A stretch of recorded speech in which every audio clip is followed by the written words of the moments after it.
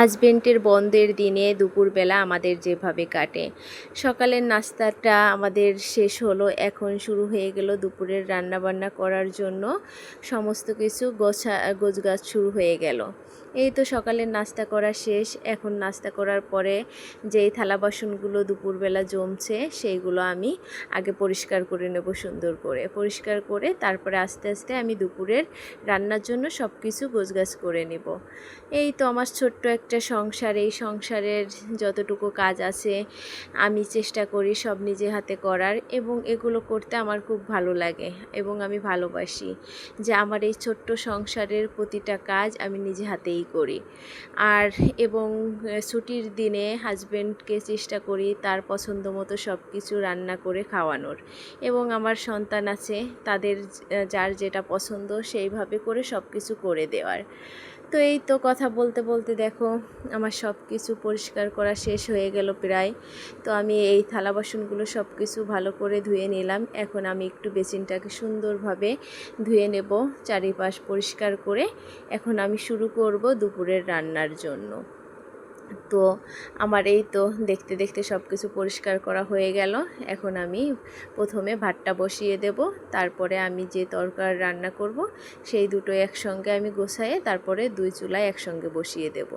এই তো তোমাদের দেখিয়ে দিলাম আমি সকালের নাস্তা করব যেটা, সেইগুলো দেখিয়ে দিলাম। তো আমি এর ভিতরে সব কিছু জোগাড় করে আমি রান্না বসিয়ে দিয়ে আসছি এবং হাজব্যান্ডকে বলে আসছি তুমি একটু এগুলো দেখো, যেহেতু আমার ছেলের গোসলের সময় হয়ে গেছে, তাকে আমি টাইম মতো গোসল করাই, তো তাকে আমি গোসলটা করিয়ে দিই। আর যেহেতু আমাদের ছুটির দিনে একটু বাহিরে বেরোনোর প্ল্যান থাকে, যার কারণে লেট হয়ে যাবে, তো আমি রান্না বসিয়ে দিয়ে চলে আসছি আমার ছেলেকে গোসল করাইতে। তাকে গোসল করানো মানে ছোটোখাটো একটা যুদ্ধ জয় করা। তাকে গোসল করায় আসে একটু পিছু টান দিয়ে আসে আম্মুকে ধরে আর ভিজাই দেয়।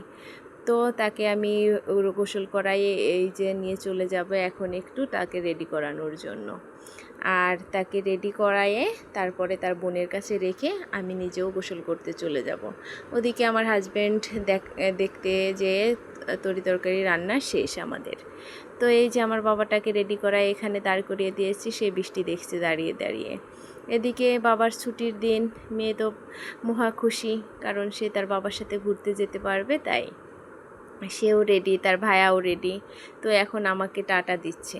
তো এর ভিতরে আমারও গোসল শেষ, আমিও একটু রেডি হয়ে যাব, কারণ খাওয়া দাওয়া শেষেই আমরা বেরিয়ে পড়ব।